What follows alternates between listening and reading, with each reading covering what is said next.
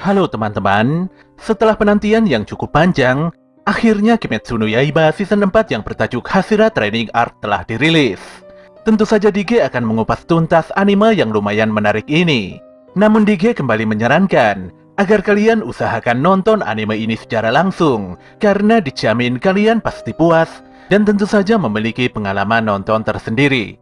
Tapi jika kalian gak ada waktu, maka mampir ke sini adalah pilihan yang paling tepat. Karena Dige dengan senang hati akan menceritakan semua kisahnya untuk kalian semua. Sebelum lanjut, buat kalian yang baru saja menemukan channel ini, ada baiknya untuk subscribe dulu. Jangan lupa juga untuk menyalakan notifikasinya, agar kami semakin semangat untuk menghadirkan konten-konten terbaik buat kalian. Oke, langsung saja. Persiapkan diri kalian, and enjoy!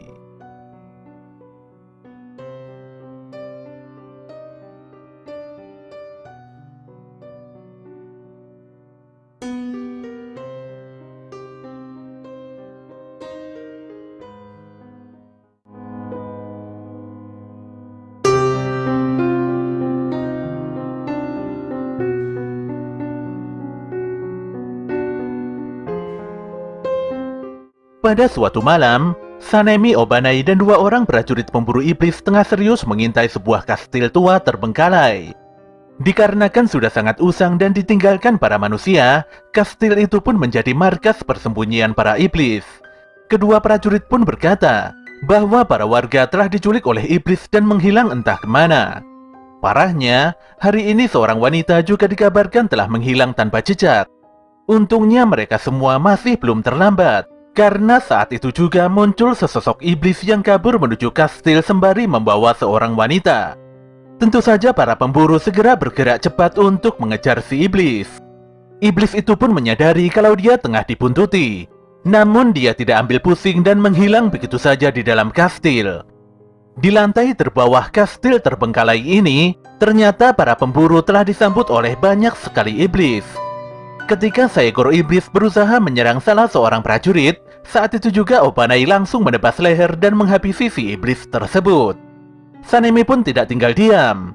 Dia lantas melesatkan tebasannya hingga membuat para iblis bertumbangan dalam sekali serang. Kedua penyandang gelar Hashira itu berhasil mengalahkan puluhan iblis dalam waktu singkat.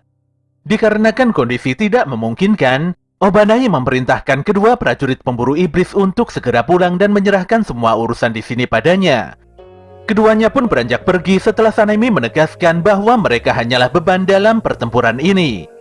Walau suasana kastil ini cukup mencurigakan, namun Sanemi dan Obanai segera bergerak setelah mendengar teriakan minta tolong dari seorang wanita. Sanemi pun mengeluarkan teknik pernafasan angin keduanya untuk membersihkan para iblis yang menghalangi jalannya. Walau hanya dengan sekali tebasan, namun teknik pedang tersebut benar-benar sangat luar biasa. Obanai pun tidak mau kalah.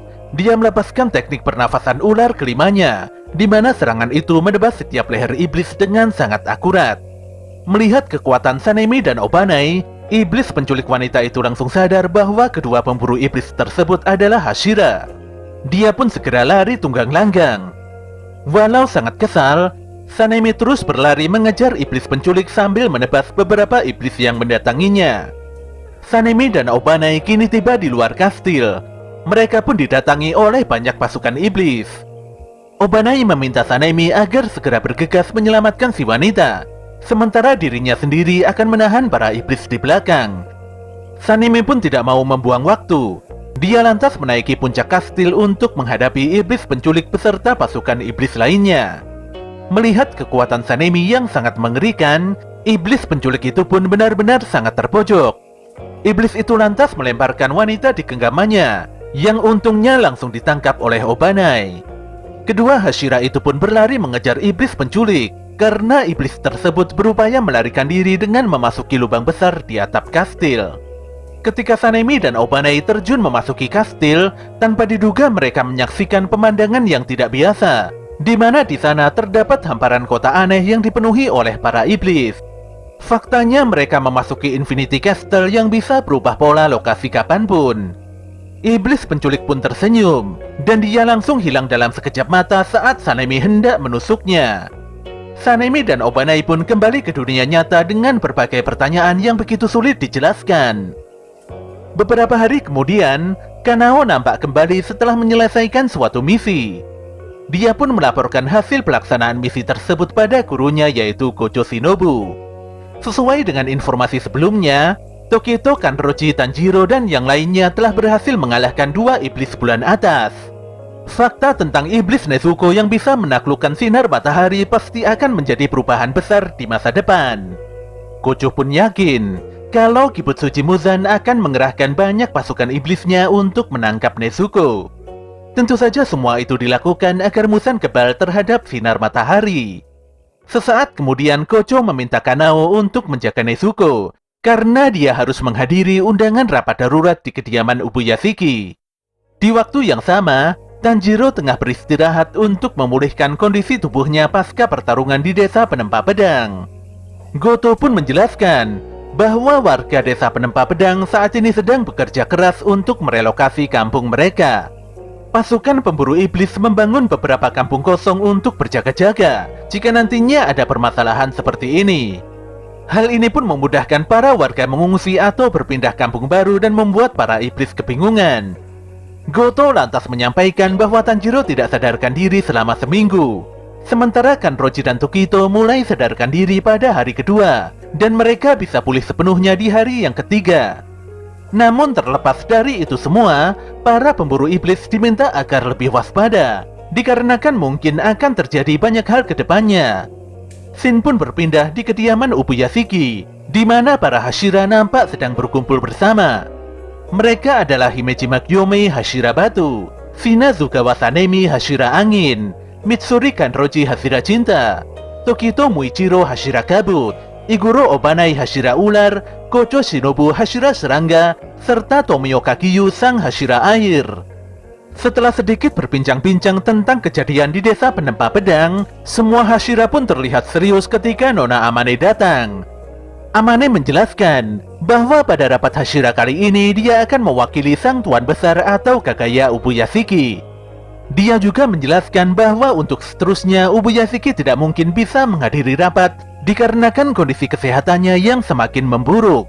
Para Hashira pun agak terkejut mendengarkan kabar ini, tapi mereka senantiasa berdoa agar Ubuyashiki bisa bertahan lebih lama. Amane pun membuka rapat dengan menjelaskan status iblis Nezuko yang kebal terhadap sinar mentari. Sudah bisa dipastikan Muzan akan mengincar Nezuko demi mendapatkan kekuatan unik tersebut. Amane melanjutkan, ketika bertarung melawan iblis bulan atas peringkat 4 dan 5 di desa Penempa Pedang, Kanroji dan Tokito berhasil membangkitkan tanda pemburu iblis di tubuhnya. Sejak zaman Sengoku, ada beberapa pendekar ilmu pernafasan pertama yang hampir mengalahkan Muzan. Mereka semua mempunyai tanda pemburu iblis layaknya Kanroji dan Tokito. Walau cerita ini terdengar seperti legenda, namun ini adalah fakta yang benar-benar terjadi. Semuanya pun agak terkejut mendengarkan kabar ini. Sanemi pun bertanya, mengapa hal sepenting ini harus disembunyikan? Amane lantas menjawab bahwa banyak orang yang menyiksa diri karena tidak bisa memunculkan tanda pemburu tersebut. Ada banyak sekali rumor tentang tanda pemburu iblis. Namun satu hal yang pasti, ketika seorang pemilik tanda pemburu iblis muncul, maka orang-orang di sekitarnya juga akan memiliki tanda tersebut bagaikan resonansi. Informasi ini tertulis jelas di dalam buku catatan pendekar ilmu pernafasan pertama. Dan orang pertama yang memiliki tanda tersebut di generasi sekarang adalah Tanjiro Kamado, yang bukan merupakan seorang Hashira. Sayangnya Tanjiro sendiri tidak memahami bagaimana tanda pemburunya bisa bangkit. Amane pun berharap Kanroji dan Tokito bisa memberikan penjelasan, serta mengajarkan pada semuanya tentang cara memunculkan tanda itu. Kanroji pun sangat bersemangat dalam memberikan penjabaran, hingga membuat semua orang malah semakin kebingungan. Berbeda sekali dengan Tokito, di mana pemuda itu bisa memberikan penjabaran yang jelas dan lugas. Awalnya Tokito tidak menyadari tanda pemburu iblisnya bangkit. Kala itu dia memikirkan beberapa hal yang tidak biasa saat pertarungan tengah berlangsung. Jika persyaratan itu dipenuhi, mungkin semua orang bisa membangkitkan tanda pemburu iblisnya masing-masing. Kala itu Tokito diracuni iblis dan tidak bisa menggerakkan tubuhnya. Dia pun menggunakan teknik pernafasannya untuk memperlambat peredaran racun.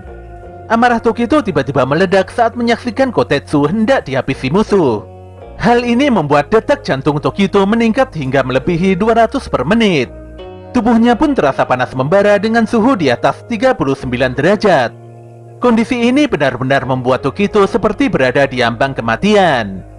Untuk saat ini, membangkitkan tanda pemburu iblis adalah prioritas utama bagi para Hashira.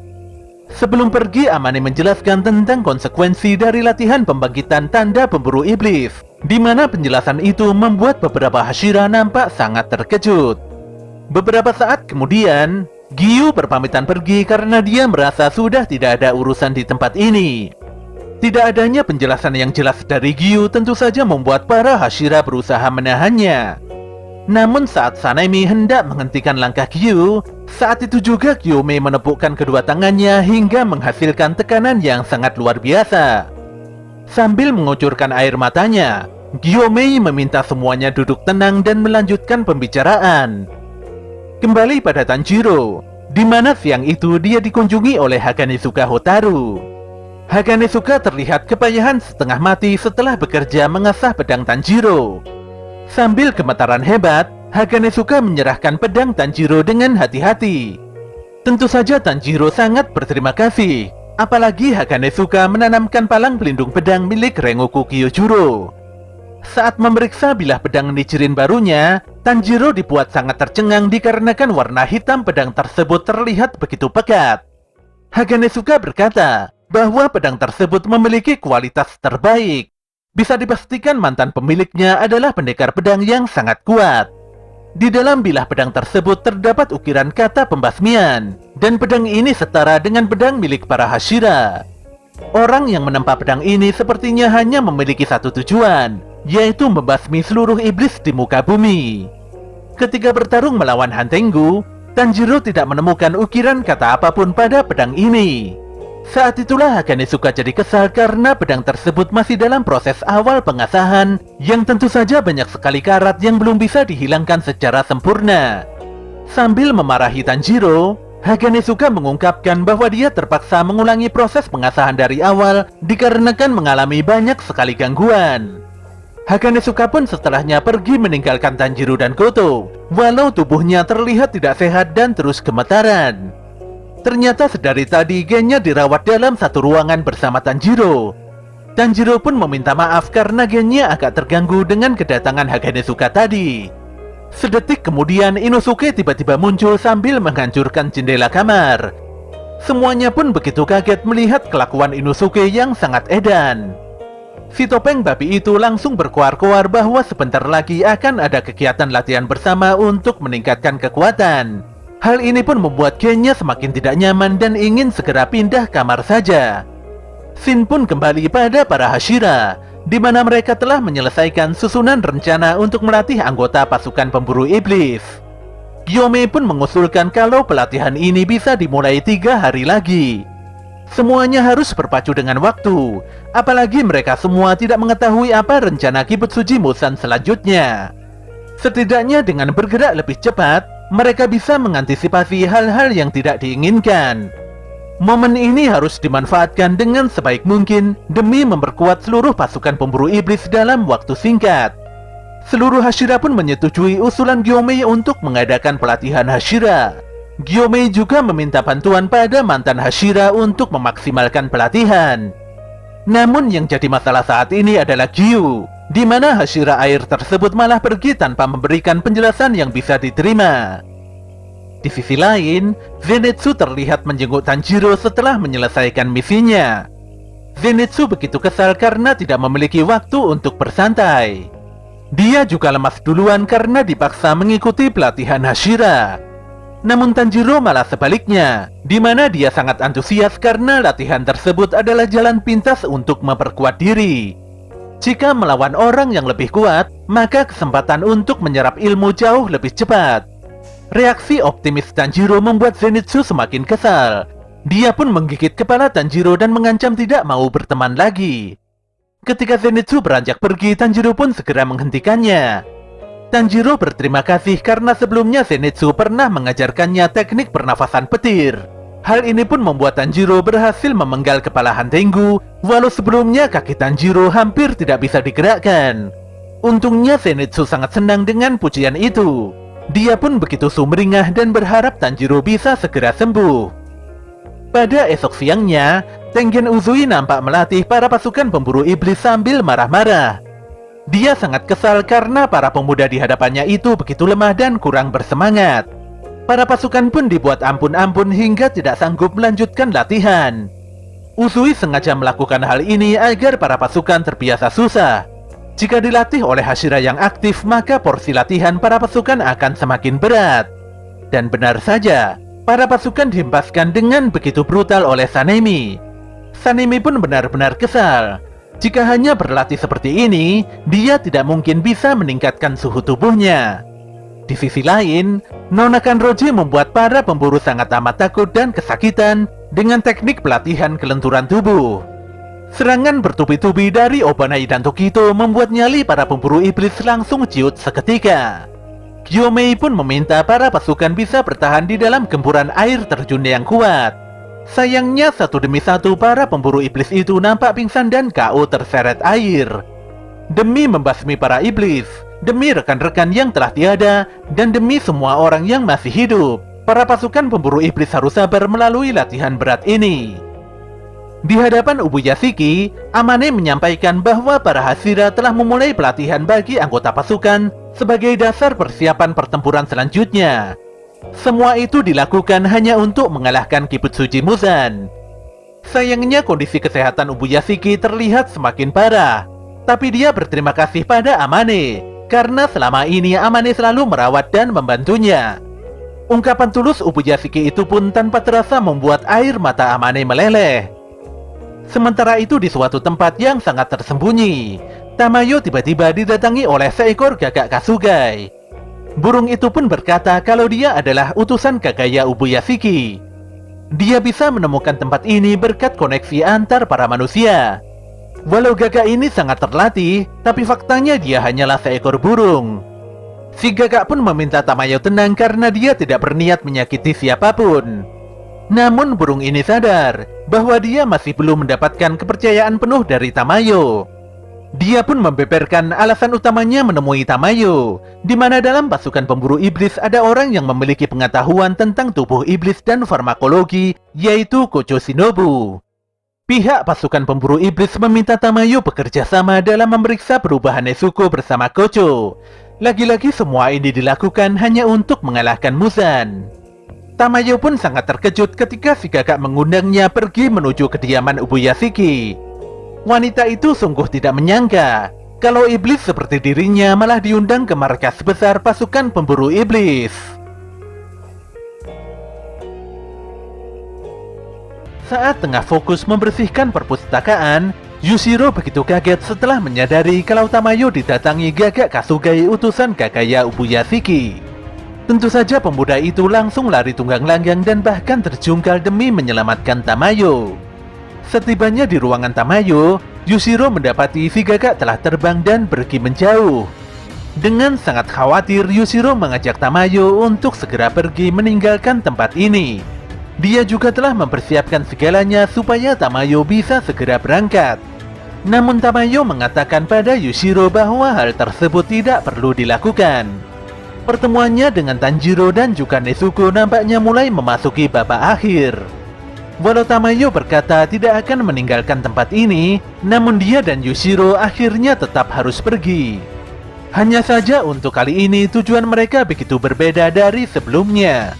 Mungkin ini akan menjadi kepindahan Tamayo yang terakhir.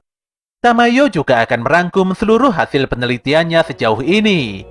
Dia lantas mengajak Yushiro untuk segera pergi menuju markas besar pasukan pemburu iblis atau tempat kediaman Kagaya Ubuyashiki. Di hari sebelumnya, Tanjiro tiba-tiba mendapatkan surat dari Kagaya Ubuyashiki. Setelah menanyakan tentang kabar Tanjiro, Ubuyashiki lantas mengungkapkan kondisi kesehatannya yang semakin memburuk. Walau Ubuyashiki sudah tidak bisa lagi menggerakkan tubuhnya, namun dia ingin sekali berbicara dengan Gyu. Dikarenakan waktu sudah semakin menipis, semuanya harus bersatu padu dan melakukan yang terbaik.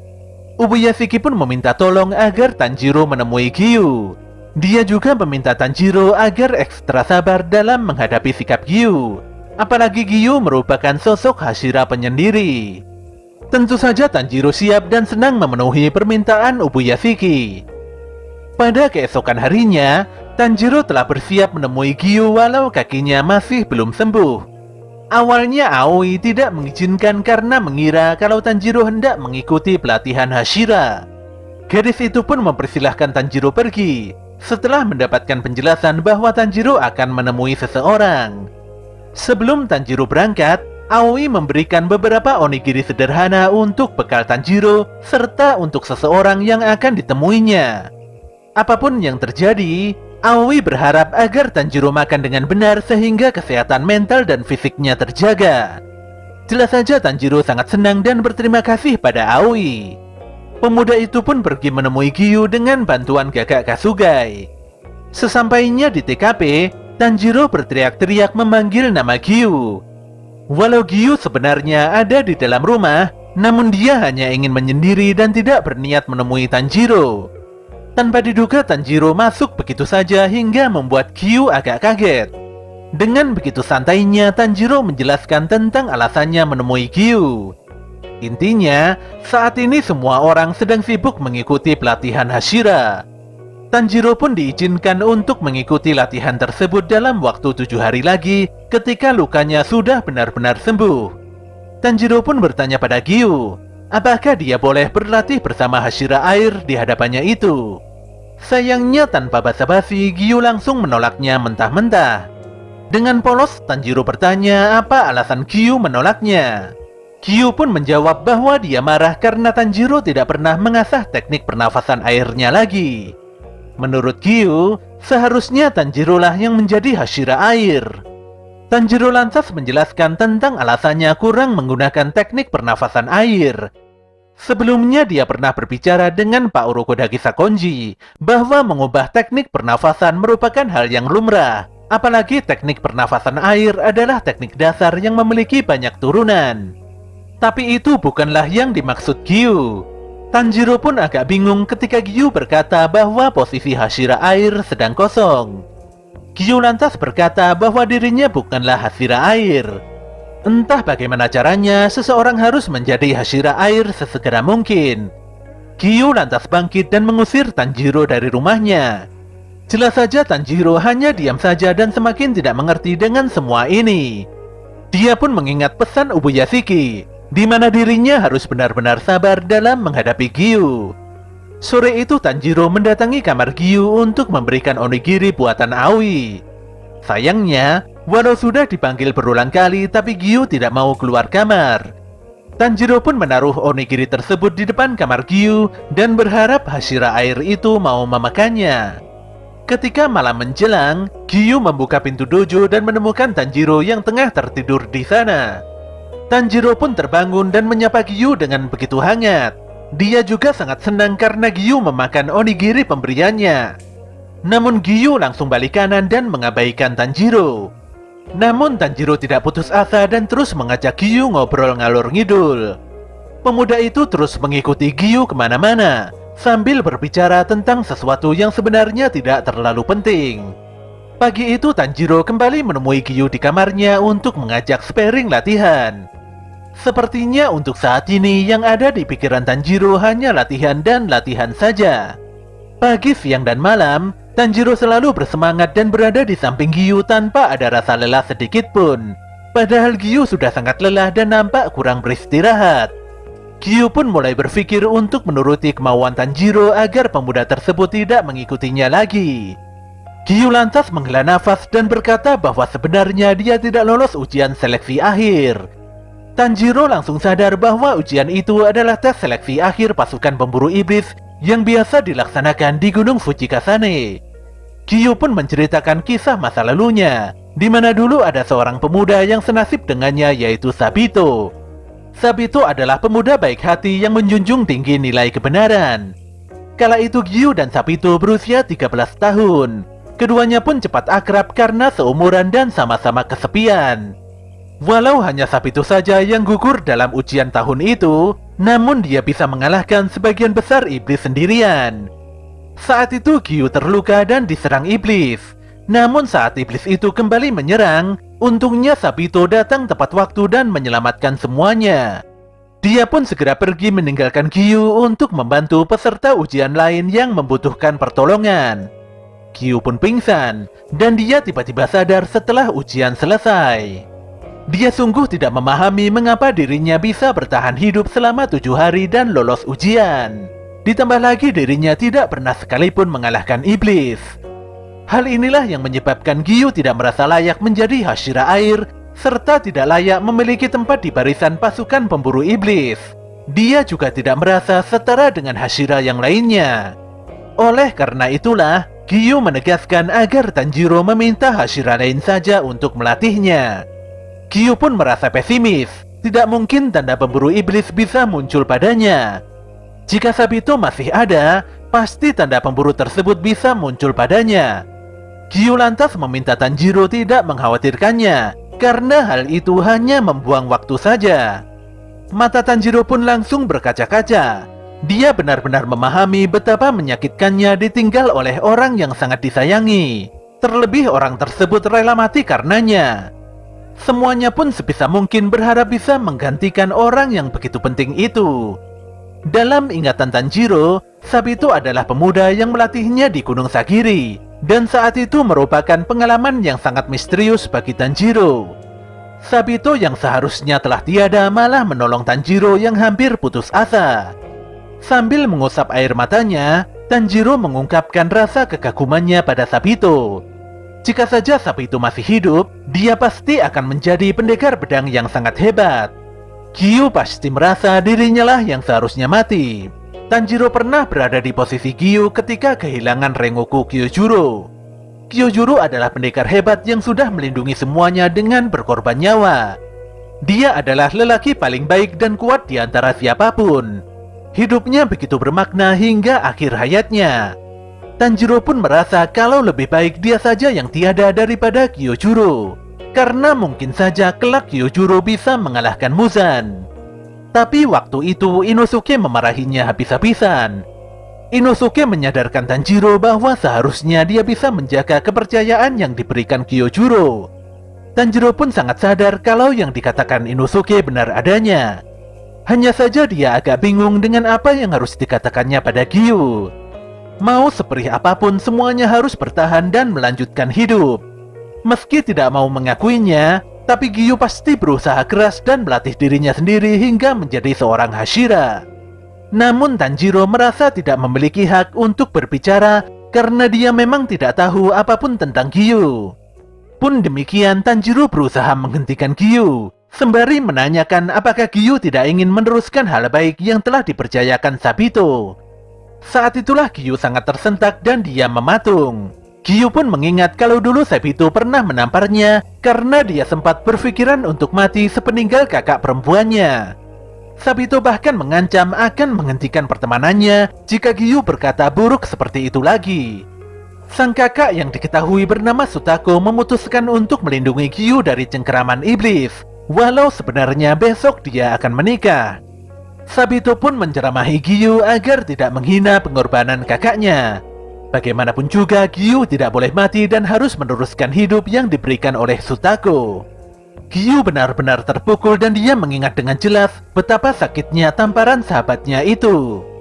Giyu lantas bertanya-tanya, mengapa saat ini dia bisa melupakan janji pentingnya dengan Sabito.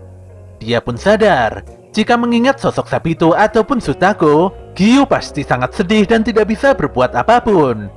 Air matanya pasti akan terus menetes jika dia mengingat semua kenangan itu. Dia pun meminta maaf di dalam hatinya karena sudah bersikap kekanak-kanakan.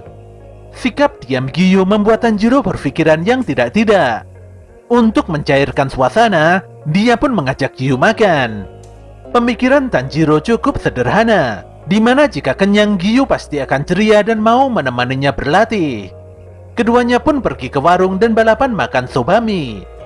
Di tengah kegiatan makan siang itu, Giyu bertanya pada Tanjiro apakah Kocho memberikannya informasi lain tentang pelatihan Hashira. Sayangnya Tanjiro tidak mendapatkan info apapun dari Kocho. Di waktu yang sama, Kocho telah kembali ke rumahnya. Dia berusaha meredam emosinya karena sebelumnya Giyu bersikap sangat menjengkelkan. Sesaat kemudian Kanao datang, dan dia meminta izin pada Kocho untuk mengikuti pelatihan Hashira Angin dan Batu. Setelah mengikuti pelatihan tersebut, Kanao berharap Kocho mau melatihnya. Tapi Kocho tidak bisa memenuhinya karena dia memiliki misi lain. Kocho pun menilai kalau Kanao semakin berani mengungkapkan isi hatinya. Dan tentu saja itu merupakan hal yang sangat baik. Disinilah Kocho tiba-tiba jadi sangat serius. Dia berniat menceritakan semua hal tentang iblis yang melenyapkan kakaknya yaitu Kanae.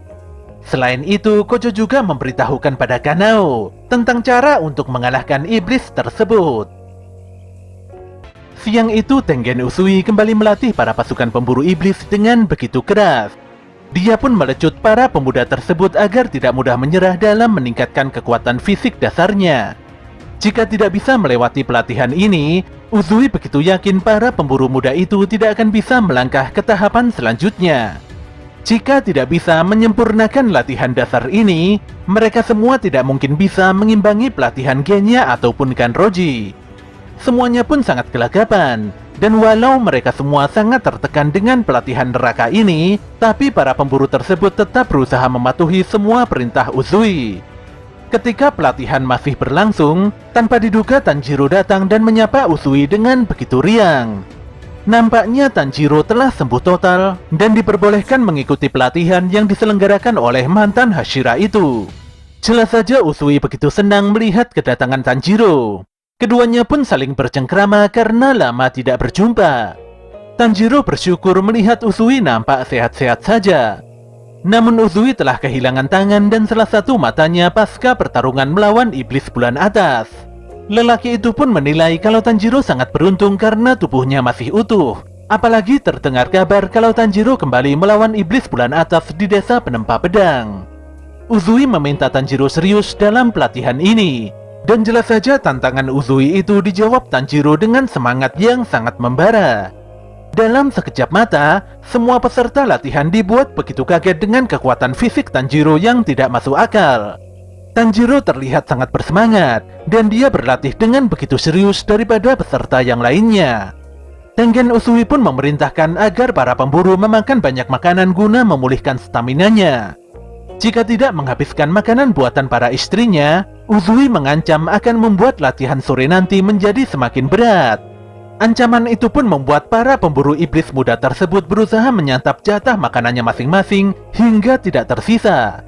Ketika malam menjelang, nampak dua orang pemburu iblis sibuk berpatroli dan menyisir beberapa lokasi rumah warga. Walaupun belakangan ini iblis jarang sekali muncul, namun suasana malam itu terlihat begitu hening dan tetap menakutkan. Keduanya pun berbincang-bincang hingga salah seorang di antaranya tiba-tiba lenyap entah kemana. Jelas saja hal ini menimbulkan kepanikan yang sangat luar biasa bagi salah satunya. Untungnya pemburu yang hilang itu hanya usil dan ingin menakut-nakuti temannya saja. Dia lantas meminta maaf dan membantu rekannya bangkit untuk kembali melaksanakan patroli. Namun setelah itu mereka seolah merasakan sesuatu hal yang aneh di dalam gelapnya gang sempit. Pun demikian mereka tidak memperdulikan hal tersebut dan kembali melanjutkan patrolinya. Parahnya, ternyata pergerakan mereka tengah diawasi oleh mata iblis bulan atas peringkat keempat. Mata iblis itu pun terlihat bergerak dan terus mengawasi setiap pergerakan kedua pemburu iblis tersebut. Pada keesokan harinya, semuanya kembali menjalani rutinitas latihan berat. Semuanya saling berpasangan dan menggendong rekannya sembari berlari menaiki gunung. Tanjiro sangat bersemangat dan melaju paling awal, walau pasangan yang digendongnya itu bertubuh besar dan nampak begitu berat. Lagi-lagi semuanya begitu ngeri melihat stamina Tanjiro yang tidak masuk akal. Mereka lantas bertanya pada Tanjiro tentang seberapa kuatnya iblis bulan atas. Tanjiro pun menjawab bahwa iblis bulan atas memang sangat amat kuat. Namun Tanjiro tidak bisa menjabarkan seberapa kuatnya iblis tersebut. Dia hanya bercerita secara refleks hingga membuat rekan-rekan pemburu iblis yang bertanya tadi malah semakin bingung. Sesaat kemudian Uzui mengungkapkan latihan terakhir hari ini, di mana para pemburu iblis harus berlari mengelilingi gunung dan kembali secepatnya. Jika kembali terlalu malam, Uzui mengancam tidak akan memberikan jatah makan malam. Walau begitu berat, tapi semuanya tetap bangkit dan melaksanakan perintah Uzui. Sedetik kemudian para istri Uzui mendekati Tanjiro. Mereka lantas berkata, walau Uzui kelihatannya kejam, namun sebenarnya hatinya begitu lembut. Di hari sebelumnya, Uzui tidak makan malam hingga seluruh peserta pelatihan ini kembali. Uzui pun terpaksa pergi ke gunung untuk menjemput peserta terakhir dan membawanya kembali. Bagaimanapun juga, Uzui tidak akan pernah menghancurkan pasukan pemburu iblis yang telah dipercayakan Ubuyashiki kepadanya. Tanjiro pun begitu tenang setelah meyakini bahwa para Hashira memiliki kelembutan hati. Dia pun mengingat tentang lomba makannya bersama Giyu beberapa hari yang lalu. Walau hampir mencapai batasnya, tapi Tanjiro terpaksa memesan satu porsi mie lagi. Jika tidak menang, maka Tanjiro tidak mungkin bisa menepati janjinya pada Ubuyashiki. Bagaimanapun juga dia harus memenangkan lomba ini agar Giyu mau bekerja sama dengan semua orang. Tapi nyatanya Giyu tidak mau mengalah dan malah memesan seporsi soba mie lagi. Jelas saja Tanjiro begitu kaget. Giyu lantas berkata pada Tanjiro, jika dirinya kalah dalam kompetisi ini, maka dia akan menuruti kemauan Tanjiro untuk mengikuti pelatihan Hashira bersama yang lainnya.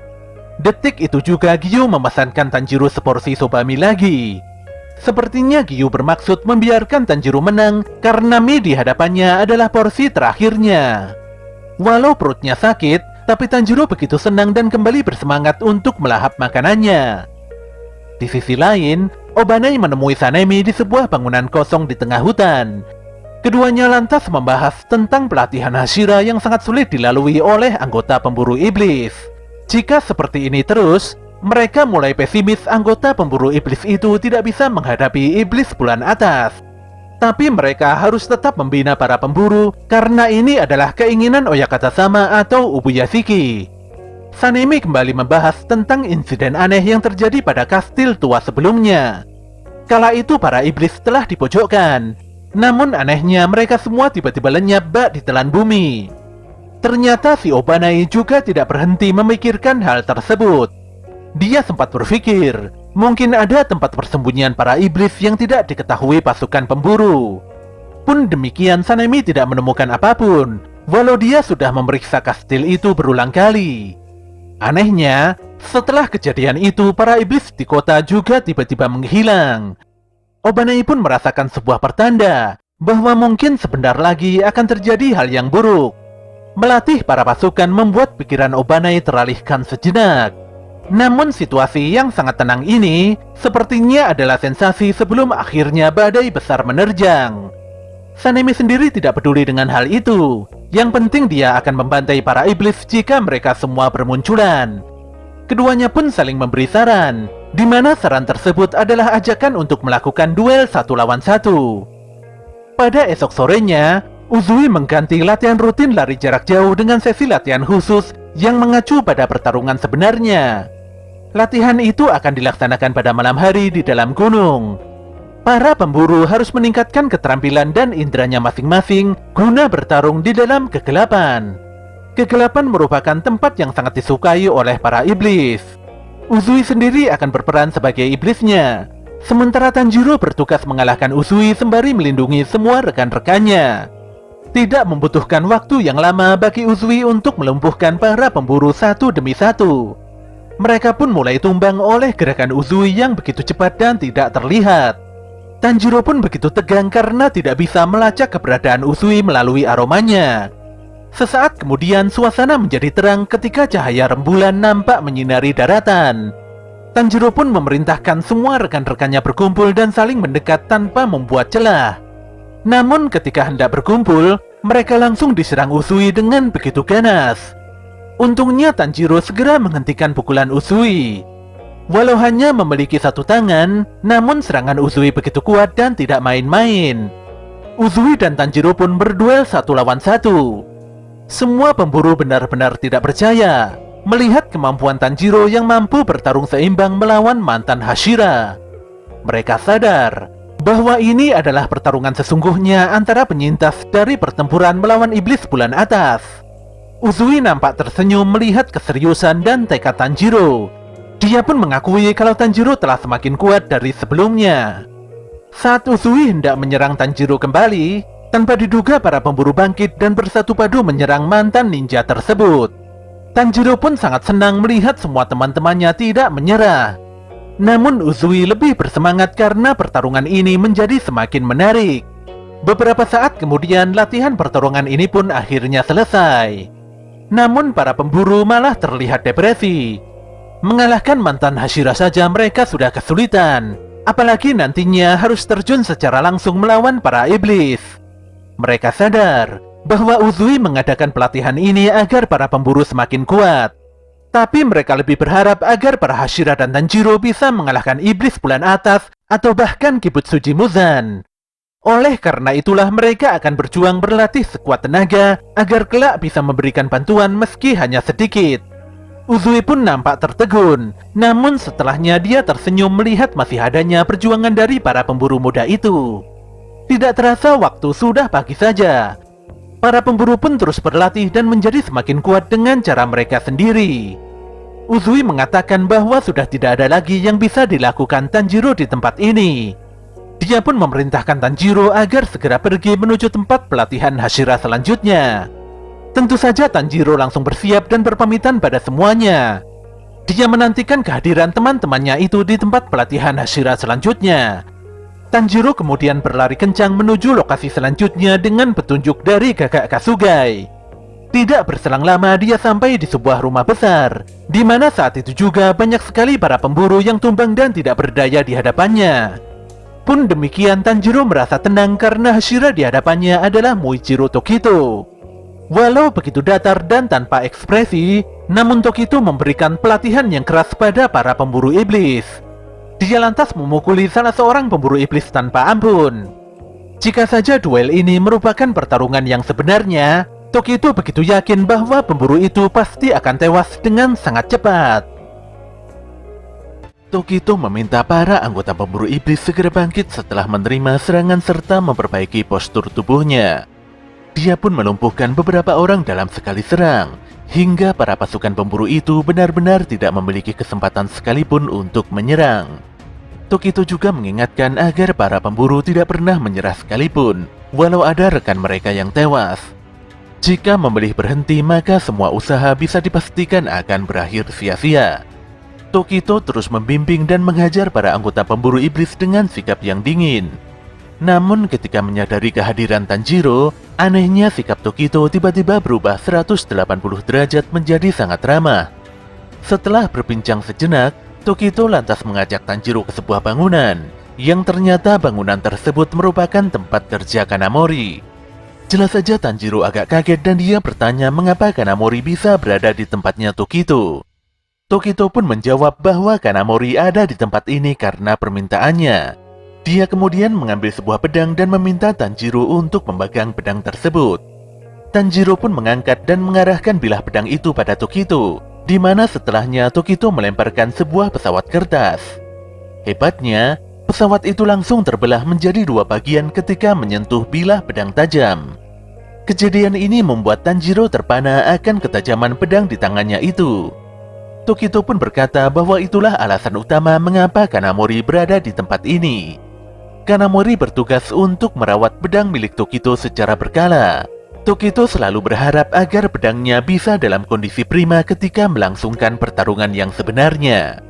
Tokito pun mendapatkan persetujuan 100% dari Ubuyashiki. Dan bahkan sang tuan besar tersebut telah menyiapkan sebuah ruangan khusus agar Kanamori bisa fokus mengasah pedang Tokito. Pun demikian, hal ini justru membuat Tokito sedih, karena seharusnya Ubuyashiki fokus pada kesehatannya, bukannya malah memikirkan pasukan pemburu iblis. Pada sore itu juga Tokito kembali melatih para anggota pemburu iblis dengan begitu keras. Walau sikapnya begitu dingin, namun semua yang dikatakan Tokito benar adanya.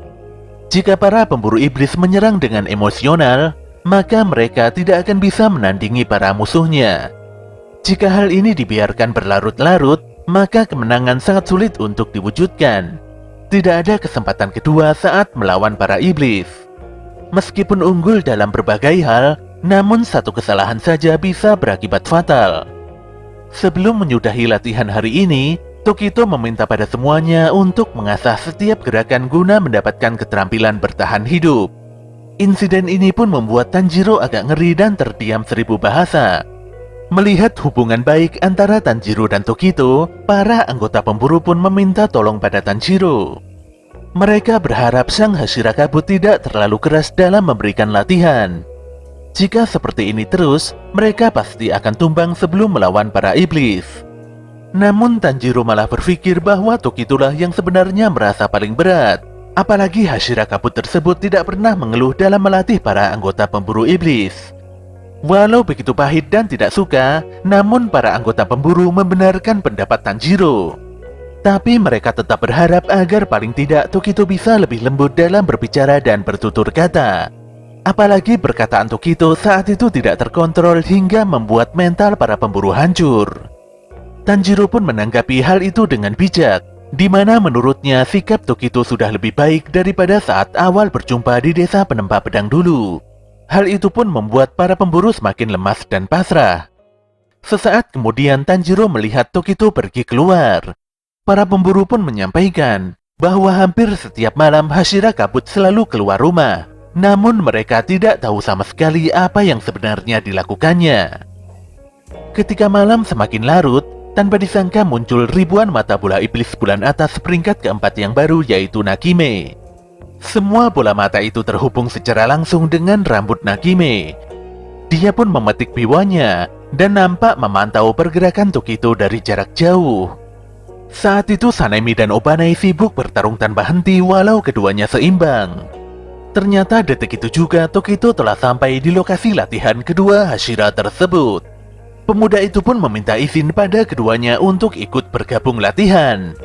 Tokito sudah cukup melatih para anggota pemburu iblis, namun latihan tersebut jelas sangat kurang untuk dirinya sendiri.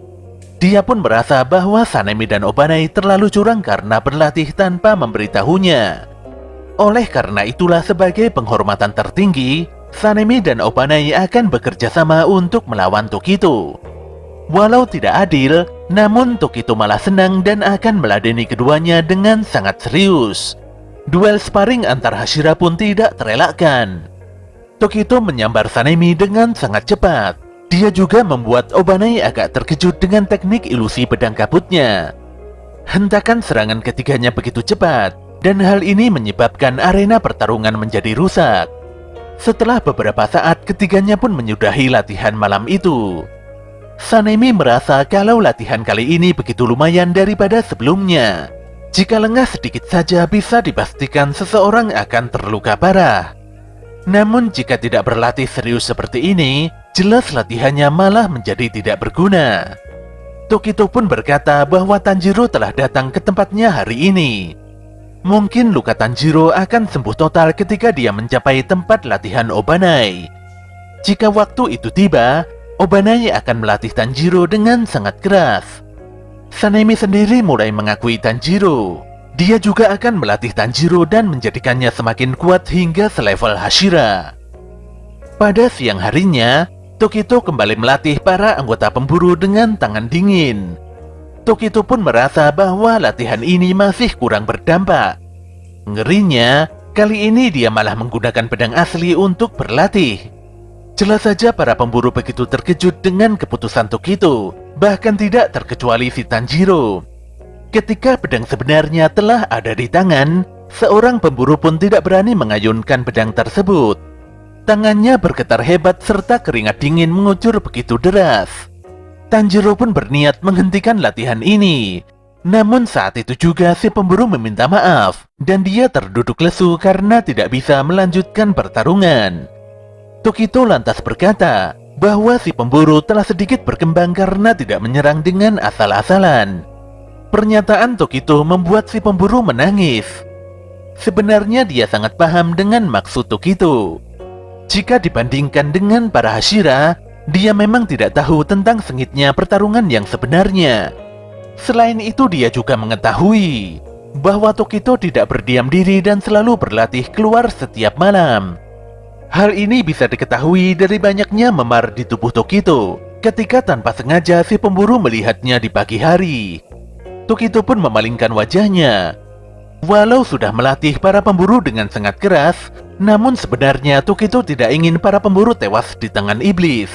Dia sangat berharap mereka semua bisa berumur panjang. 5 hari pun berlalu dengan begitu cepat. Tokito pun sangat senang melihat perkembangan Tanjiro yang sangat signifikan.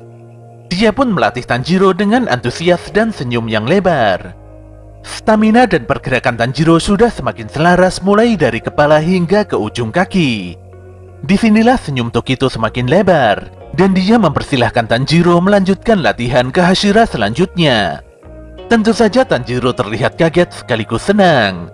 Namun sikap Tokito berubah sangat dingin saat para anggota pemburu juga meminta melanjutkan latihan pada Hashira selanjutnya. Tokito saat ini tidak akan meloloskan mereka, dan mereka semua harus berlatih keras dulu untuk bisa melanjutkan latihan pada Hashira lain.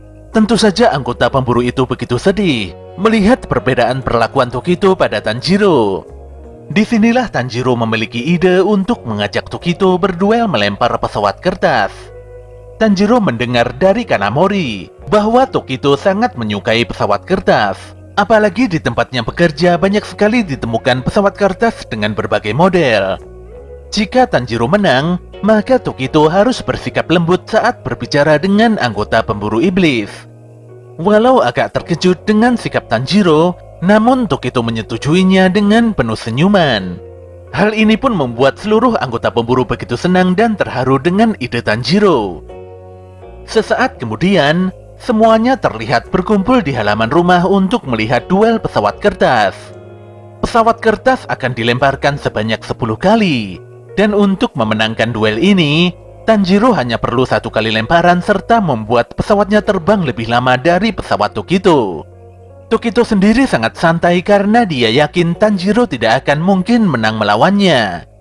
Kanamori berlaku sebagai wasit dan akan memimpin jalannya pertandingan ini.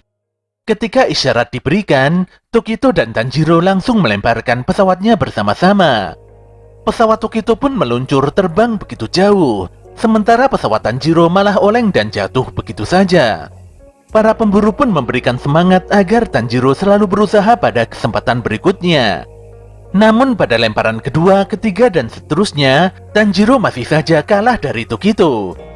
Kejadian ini pun membuat Tanjiro sangat tertekan, karena hingga lemparan ke-9 dia masih saja kalah dari Tokito. Sayangnya hingga lemparan terakhir si Tanjiro tetap saja kalah, hingga membuatnya benar-benar sangat frustasi. Tanpa disangka para anggota pemburu iblis mulai mengajukan diri satu demi satu untuk menantang Tokito dalam duel lemparan pesawat kertas. Beberapa di antara mereka nyatanya begitu mahir bermain pesawat kertas, dan bahkan ada juga yang ngaku-ngaku pernah memenangkan kontes pesawat kertas. Hal ini pun membuat Tanjiro dan Tokito tersenyum. Saat ini semuanya nampak membenahi pesawat kertasnya masing-masing. Bahkan Tokito memberikan pengarahan secara khusus tentang pembuatan pesawat kertas pada para anggota pemburu. Tanpa disadari, situasi ini menciptakan hubungan keakraban yang begitu nyaman. Sesaat kemudian semua orang telah bersiap dengan pesawatnya masing-masing. Setelah Tanjiro dan Tokito melemparkan pesawat kertasnya, saat itu juga di belakang mereka juga melesat banyak pesawat kertas dengan berbagai model dari para anggota pemburu iblis. Pesawat kertas itu melesat dan terbang jauh di udara. Saat itu semua orang terlihat sangat senang dan riang gembira. Ketika waktu telah sore, Tanjiro dan Tokito terlibat dalam pembicaraan yang sangat serius. Muzan dipastikan akan mengincar Nezuko yang telah menaklukkan matahari. Kondisi saat ini juga begitu aneh karena para iblis jarang terlihat. Hal inilah yang menyebabkan pelatihan Hashira bisa dilaksanakan. Tanjiro sangat mencemaskan Nezuko. Jika dia membawa Nezuko dalam sebuah misi, justru hal tersebut sangat berbahaya karena mungkin itulah yang diinginkan para iblis. Saat ini Tanjiro akan serius berlatih dan menjadi semakin kuat. Baru setelahnya dia akan menemui Nezuko. Lagi pula dia sangat tenang, karena saat ini Nezuko sedang dijaga oleh orang yang sangat dipercayainya, yaitu Pak Urokodaki Sakonji. Tokito lantas mengajak Tanjiro untuk mengalahkan Kibutsuji Muzan bersama para pemburu iblis lainnya. Jelas saja Tanjiro menjawab ajakan itu dengan keseriusan yang sangat luar biasa. Pada hari selanjutnya, Tanjiro sampai juga di kediaman Hashira Cinta atau Mitsuri Kanroji. Kanroji pun menyambut kehadiran Tanjiro dengan sangat antusias. Gadis itu lantas mengajak Tanjiro masuk dan menyajikan sebuah panekuk yang sangat lezat. Setelah menikmati sajian tersebut, Kanroji meminta Tanjiro untuk mengenakan sebuah baju khusus. Ternyata baju itu adalah baju balet yang biasa digunakan Kanroji untuk melatih anggota pemburu iblis. Walau banyak anggota pelatihan yang tidak nyaman, namun Tanjiro malah terlihat santai dan mengikuti setiap sesi latihan dengan penuh semangat. Kanroji menyampaikan bahwa untuk menajamkan jurus para pemburu iblis, mereka semua harus menjaga tubuhnya agar tetap fleksibel. Tubuh itu seharusnya lentur tanpa mengendur. Kanroji pun langsung memberikan contoh pada semua anggota untuk melenturkan tubuhnya. Awalnya seorang pemburu nampak begitu senang, karena dia dimentori secara langsung oleh Kanroji yang berparas cantik. Namun kenikmatan itu seketika buyar, ketika Kanroji meregangkan kaki pemuda itu hingga menjerit kesakitan. Tanjiro pun begitu kaget dan tidak menyangka, melihat metodologi latihan Kanroji yang sangat menyiksa. Menurutnya itu tidak ada bedanya dengan beradu kekuatan. Tanjiro benar-benar tidak bisa menyembunyikan rasa ketakutannya ketika Kanroji mengajaknya berlatih bersama.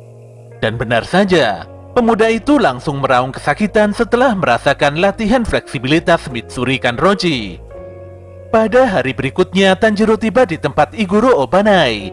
Obanai sendiri sudah menantikan kedatangan Tanjiro. Namun sepertinya Hashira ular itu memiliki dendam pribadi pada Tanjiro.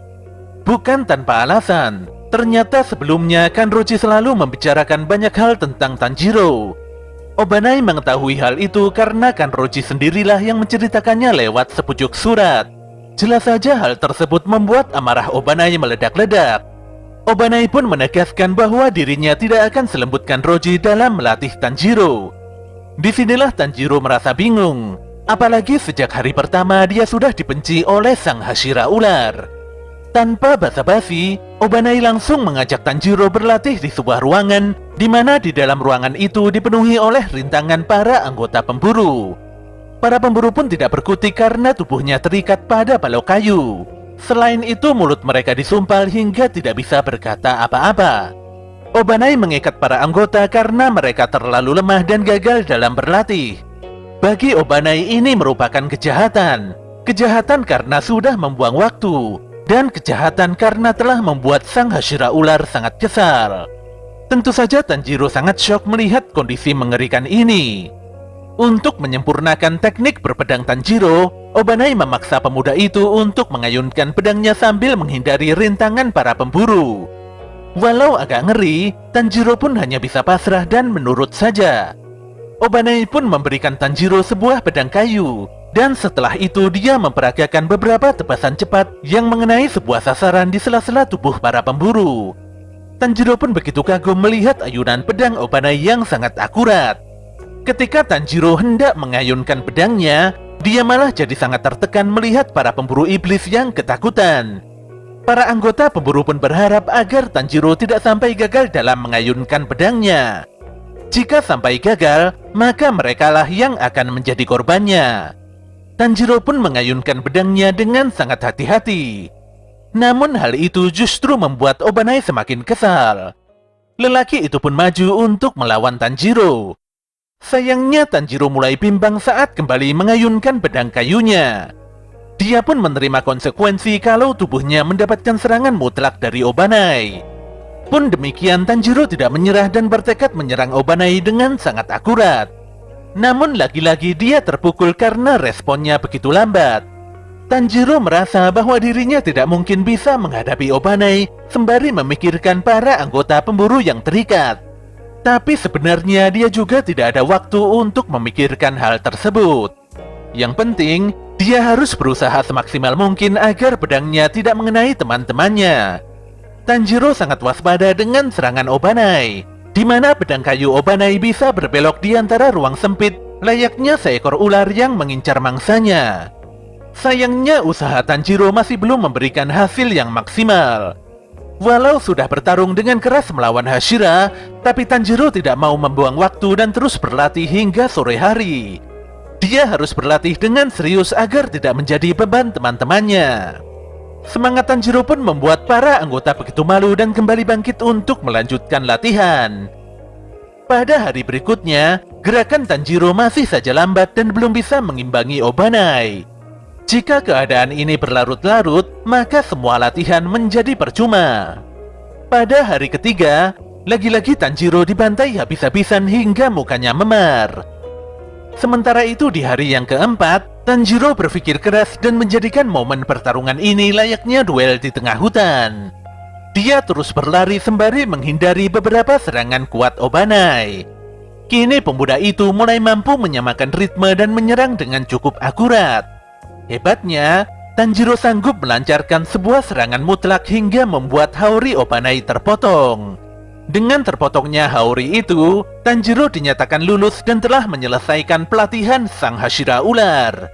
Sayangnya, hingga waktu perpisahan tiba, Obanai masih saja kesal dan membenci Tanjiro. Tanpa membuang waktu, Tanjiro pun bergegas menuju tempat latihan Hashira selanjutnya. Namun di tengah jalan dia begitu kaget karena Zenitsu tiba-tiba muncul di hadapannya. Zenitsu sangat depresi dan ingin melarikan diri dari latihan ini. Sebelum menjelaskan detail permasalahannya pada Tanjiro, Zenitsu sangat terkejut melihat Sanemi tiba-tiba muncul dan mencengkeram kuat kepalanya. Zenitsu hanya memiliki dua pilihan, di mana yang pertama dia harus kembali latihan, atau yang kedua dibantai habis oleh Sanemi. Jelas saja Zenitsu langsung menjerit ketakutan. Sanemi yang semakin geram langsung memukul Zenitsu hingga pingsan di tempat. Tanjiro pun menggendong dan meminta maaf pada Zenitsu. Dia berharap agar Zenitsu lebih berusaha untuk menyelesaikan latihannya di bawah arahan Hashira Angin. Tanjiro lantas menyapa Sanemi dengan begitu ramah. Tapi Sanemi acuh tak acuh karena belum mengakui Tanjiro sebagai seorang murid. Tanjiro sendiri sama sekali tidak mempermasalahkan hal itu, karena dia juga tidak mau mengakui Sanemi sebagai gurunya. Sepertinya Tanjiro masih sangat kesal dengan kejadian sebelumnya, di mana Sanemi pernah menikam Nezuko. Jelas saja Sanemi langsung super kesal melihat tingkah pola Tanjiro. Siang itu Sanemi membantai para anggota pemburu iblis dengan begitu brutal. Melihat metode latihan yang sangat keras ini, maka tidak heran jika Zenitsu ingin kabur dari tempat ini. Latihan akan terus berlangsung bahkan jika ada anggota yang muntah atau pingsan. Semuanya tidak boleh beristirahat jika belum dihajar habis-habisan. Hal ini jelas sangat berbeda dengan metode latihan Obanai yang masih memiliki waktu untuk bersantai-santai. Sanemi bersikap sangat keras pada Tanjiro. Jika Tanjiro lengah sedikit saja, maka dia pasti akan terluka parah. Di hari yang pertama itu, Tanjiro dibuat kesakitan dan mengalami luka lebam yang cukup serius. Saat berjalan di dalam rumah, tanpa sengaja Tanjiro mendengar suara gennya. Dia pun mencari asal suara itu, dan menemukan gennya yang berusaha mengajak Sanemi bicara. Namun sayang, Sanemi masih keras kepala dan tidak mau mengakui gennya sebagai adiknya. Dia bahkan mengancam akan melenyapkan gennya jika gennya terus mengikutinya. Lebih parahnya lagi, Sanemi tidak menemukan kelebihan apapun pada gennya. Jadi dia meminta agar gennya berhenti saja menjadi pasukan pemburu iblis. Jelas saja jawaban Sanemi itu membuat gennya sangat terpukul. Gennya pun berkata, walau tidak bisa menguasai teknik pernafasan, tapi dia memakan iblis untuk bisa terus berjuang. Anehnya, pernyataan gennya malah membuat amarah Sanemi langsung meledak. Dia pun bergerak cepat untuk menghancurkan kedua mata gennya. Untungnya Tanjiro segera bertindak dan menyelamatkan gennya. Sikap refleks Tanjiro membuat Zenitsu dan pemburu lainnya sangat amat terkejut. Zenitsu sangat ketakutan dan khawatir akan hal buruk yang menimpa Tanjiro. Tanjiro sendiri masih berusaha menghentikan sikap arogan Sanemi. Mudah saja bagi Sanemi untuk melenyapkan gennya, tapi itu tidak bisa dilakukannya karena sama saja dengan melanggar kode etik pasukan pemburu iblis. Oleh karena itulah Sanemi lebih memilih untuk menghajar gennya hingga pemuda itu tidak bisa memulihkan dirinya lagi. Namun Sanemi akan mengampuni gennya jika gennya segera keluar dari pasukan pemburu iblis saat ini juga. Jelas saja Tanjiro tidak terima dengan pernyataan Sanemi. Sanemi tidak memiliki hak untuk menyuruh siapapun keluar dari anggota pasukan pemburu iblis. Oleh karena itulah, Tanjiro meminta agar Sanemi tidak memaksakan kehendak ngawurnya itu. Sebelumnya Sanemi tidak menganggap Genya sebagai adiknya. Jadi sudah sangat jelas kalau Sanemi tidak boleh mencampuri urusan Genya sama sekali. Tanjiro menegaskan, mau punya keahlian ataupun tidak, Genya telah memutuskan untuk bertaruh nyawa melawan iblis. Dia tidak akan membiarkan Sanemi berbuat seenaknya sendiri. Jika tidak ada Genya, maka Tanjiro dan yang lainnya tidak akan mungkin bisa mengalahkan iblis bulan atas di desa penempa pedang. Pernyataan Tanjiro pun membuat Genya sangat tercengang. Disinilah Sanemi menjadi semakin bersemangat untuk menghajar Tanjiro. Dia langsung melesat dan melepaskan pukulan kuatnya pada tubuh Tanjiro. Namun Sanemi cukup tersentak setelah menyadari kalau Tanjiro mampu menahan tinju kerasnya. Selain itu, Tanjiro berhasil menendang leher Sanemi dengan tendangan kaki kanannya. Kejadian ini pun membuat Zenitsu dan yang lainnya benar-benar sangat tercengang. Tanjiro pun meminta tolong agar Zenitsu segera menyelamatkan Genya dan kabur dari tempat ini. Jelas saja Zenitsu sangat kesal pada Tanjiro karena sudah memanggil dan melibatkannya dalam urusan yang sangat berbahaya ini. Pun demikian Zenitsu berusaha membawa Genya pergi menjauhi area pertarungan ini. Genya pun langsung memukul Zenitsu karena pemuda berambut kuning itu berkata buruk mengenai Sanemi. Hal ini pun membuat Zenitsu jadi bingung, padahal dia sudah berpihak pada Genya. Sedetik kemudian Sanemi melepaskan tendangan kuatnya pada Tanjiro. Walau berhasil dihindari, namun tendangan Sanemi bisa membuat telinga Tanjiro robek. Sanemi benar-benar ingin menghabisi Tanjiro karena sudah berani sekali menantangnya. Di sini para anggota pemburu yang lainnya berusaha melerai pertarungan Tanjiro melawan Sanemi. Suasana siang itu benar-benar begitu kacau dan sangat berantakan.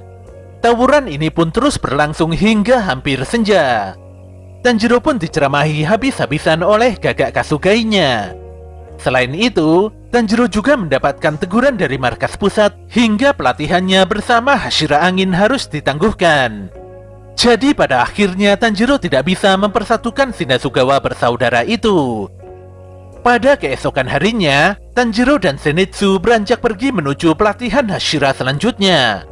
Setelah melalui perjalanan yang lumayan panjang, Zenitsu nampak mendengar sebuah suara, yang mana suara itu ternyata adalah suara air terjun.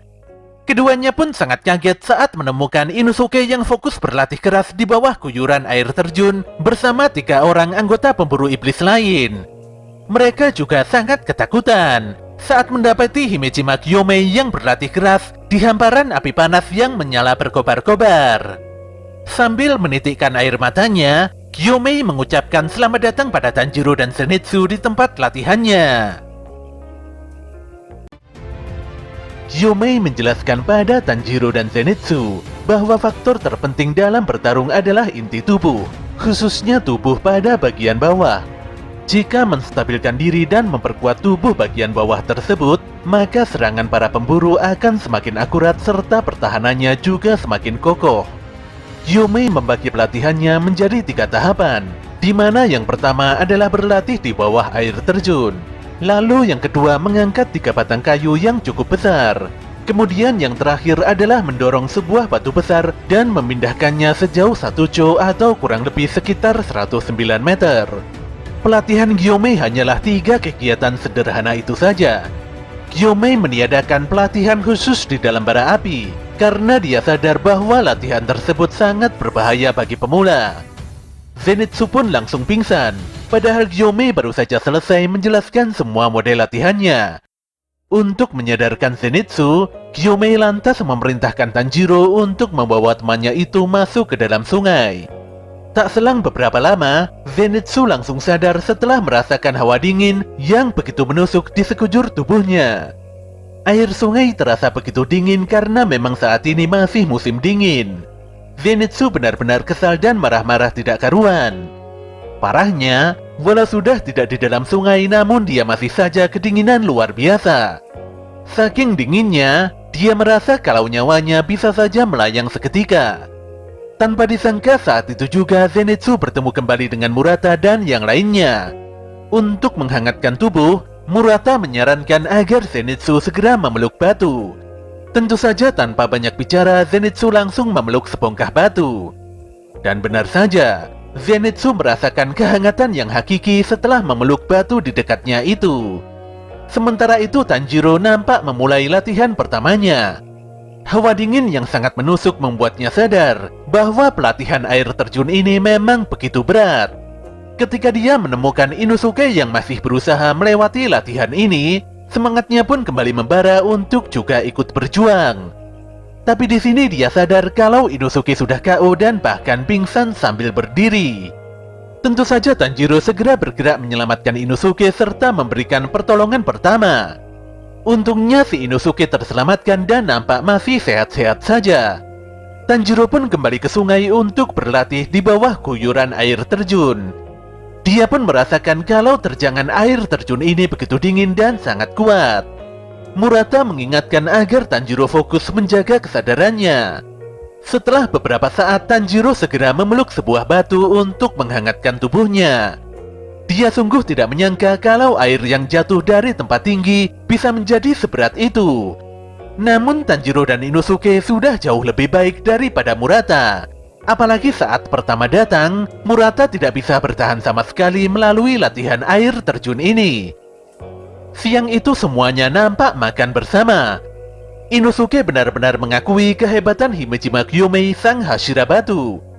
Sejak pertama datang, Inosuke sudah dibuat merinding oleh aura Gyomei.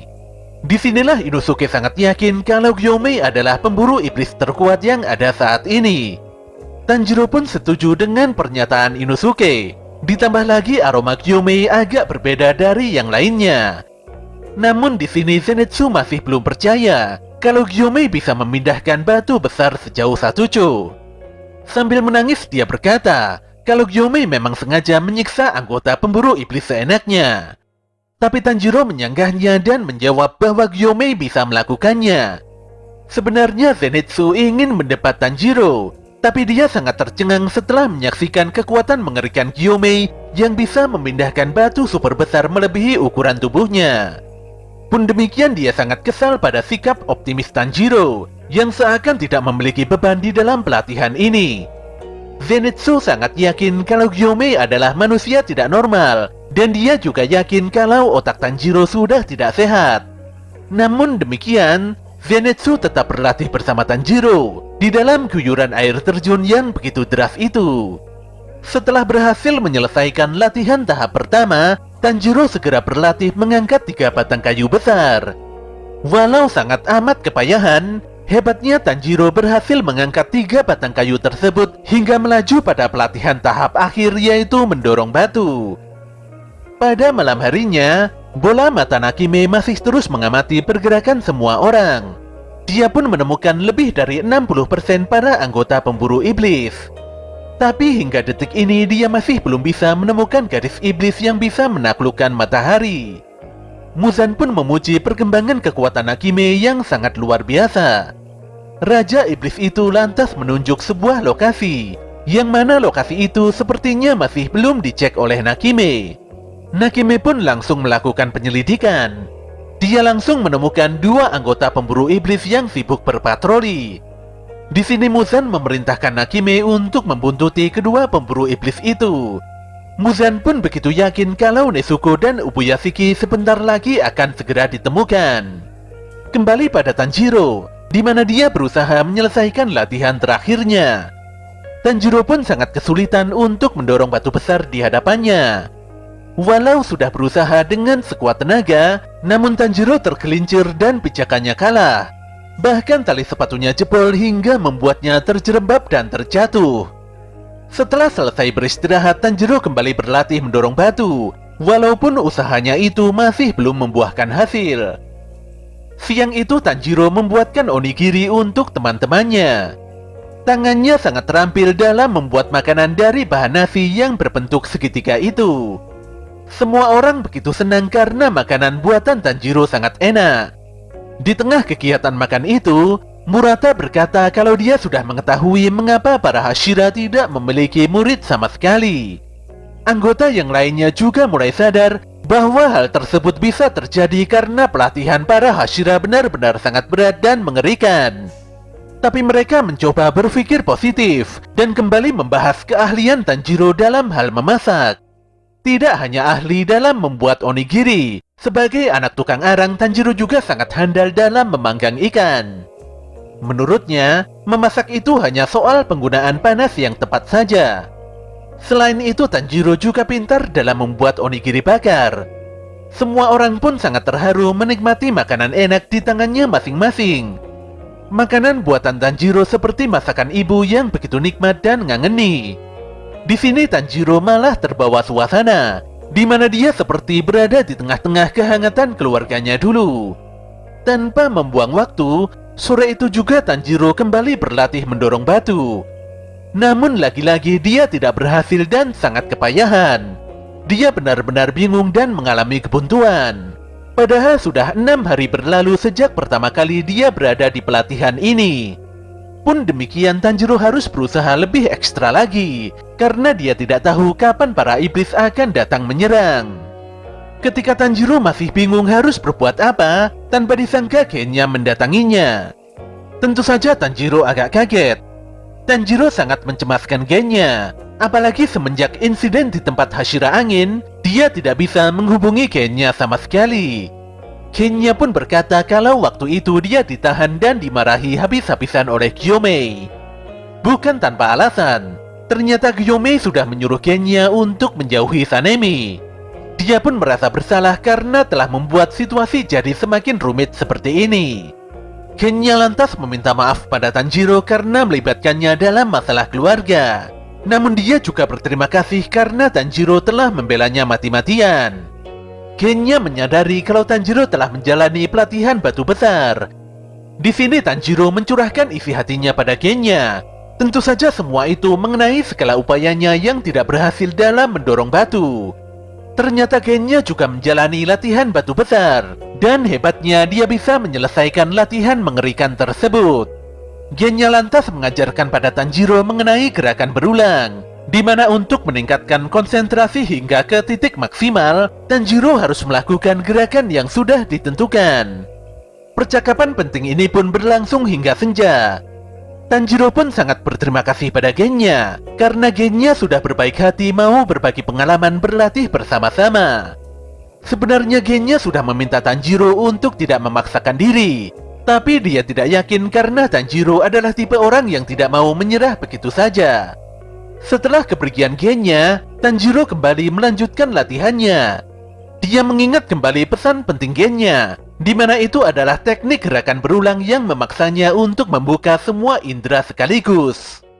Sebelumnya Genya berkata, meski dia tidak bisa menggunakan teknik pernafasan, tapi dia masih bisa memindahkan batu besar jika menggunakan teknik gerakan berulang. Tanjiro mulai mendorong batu besar di hadapannya dengan teknik gerakan berulang.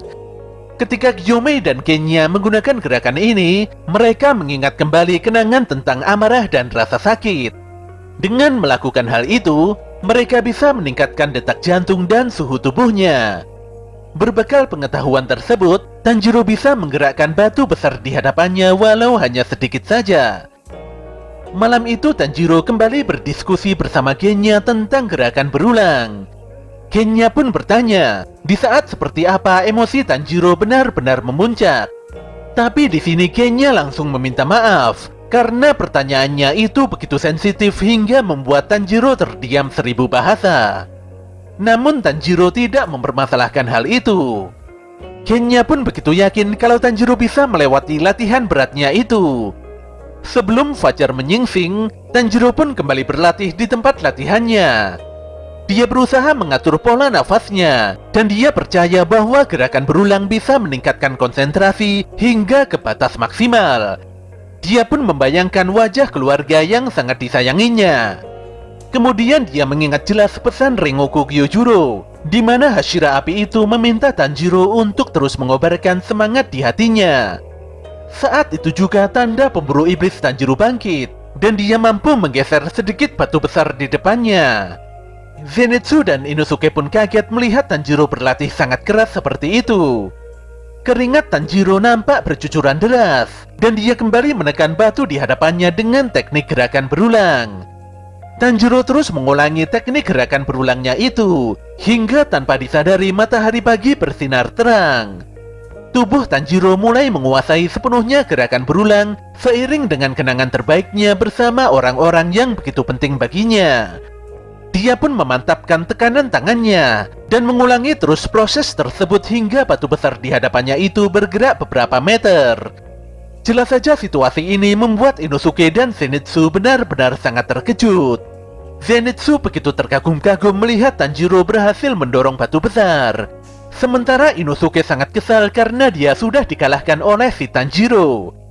Hebatnya, Tanjiro terus mendorong batu besar itu dengan sekuat tenaga hingga bisa bergeser lebih jauh dari sebelumnya. Sementara itu di dalam kastil tidak terbatas, Muzan nampak bertanya-tanya tentang apa yang sebenarnya sedang direncanakan Kagaya Ubuyashiki. Dia juga mempertanyakan bagaimana wujud panglima tertinggi dari pasukan pemburu iblis itu yang sebenarnya. Tanjiro tidak bisa berhenti begitu saja setelah berhasil menggeser batu besar di hadapannya. Jika lengah sedikit saja, bisa-bisa dia langsung lemas serta kehilangan kekuatannya. Tanjiro bertekad untuk mendorong batu besar di hadapannya itu lebih jauh lagi. Dia lantas menggunakan seluruh kekuatan yang ada di tubuhnya, dan hebatnya usahanya bisa berhasil dengan sempurna. Inosuke pun tidak terima melihat kegigihan Tanjiro. Dia pun berusaha mendorong batu besar miliknya sendiri dengan seluruh kekuatannya. Hebatnya, si topeng babi itu berhasil mendorong batu tersebut dengan bermodalkan seluruh otot-ototnya. Kejadian ini pun membuat Zenitsu sangat kesal, karena hanya dirinya lah yang masih belum berhasil menyelesaikan latihan mendorong batu. Tanpa diduga, burung gereja pendamping Zenitsu yang diketahui bernama Juntaro memberikan sepucuk surat. Awalnya Zenitsu tidak mau diganggu, dan dia benar-benar mengabaikan kehadiran Juntaro. Namun setelahnya dia sadar bahwa surat yang dibawa Juntaro tersebut memang begitu penting. Tanjiro sendiri masih berusaha keras untuk memindahkan batu besar sejauh 1 jo. Keringatnya bercucuran dengan sangat deras.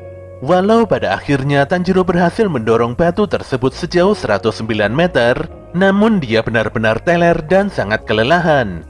Dia pun langsung KO dan dehidrasi. Hal ini bisa terjadi karena Tanjiro terlalu banyak mengeluarkan keringat tanpa meminum air sama sekali.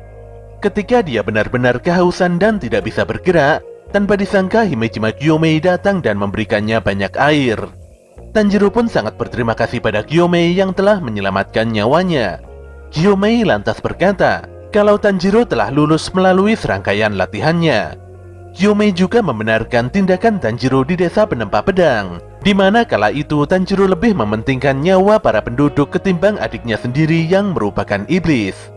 Gyomei mengakui kalau Tanjiro merupakan pendekar pedang teladan yang sangat membanggakan. Hal ini pun membuat Tanjiro terdiam, tapi dia menjelaskan bahwa Nezuko lah yang membuat keputusan tersebut. Waktu itu Tanjiro ragu-ragu dalam mengambil keputusan hingga membuat para penduduk hampir kehilangan nyawa. Tanjiro menegaskan bahwa dirinya tidak sebagus itu. Walau Gyomei memiliki pandangan yang sangat buruk tentang anak-anak, namun dia meyakini kalau Tanjiro adalah anak yang sangat berbeda. Tanjiro berharap agar Gyomei tidak secepat itu mengambil keputusan untuk mengakuinya. Disinilah Gyomei mengungkapkan bahwa keraguannya pada Tanjiro telah sirna. Gyomei benar-benar mengakui Tanjiro tanpa memikirkan pandangan orang lain.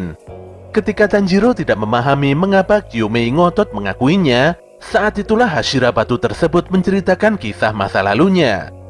Kala itu Gyomei mengasuh anak-anak yatim piatu di sebuah kuil. Pada suatu ketika, semuanya terlihat makan bersama dengan menu ikan spesial. Dikarenakan Gyomei begitu kurus, seorang bocil bernama Sayo langsung memberikan jatah ikannya pada Gyomei. Gyomei pun tertawa ringan melihat kebaikan gadis kecil tersebut. Gyomei menghargai kebaikan Sayo, namun dia tidak bisa menerima makanan tersebut karena sedang menjalani latihan. Gyomei lantas meminta Sayo makan lebih banyak agar bisa tumbuh besar dan semakin kuat. Semuanya pun makan bersama dalam suasana yang begitu hangat dan menyenangkan. Meski tidak memiliki hubungan darah, namun mereka bisa rukun dan saling menolong satu sama lain layaknya keluarga. Ya, setidaknya hanya itulah yang awalnya ada di pikiran Gyomei.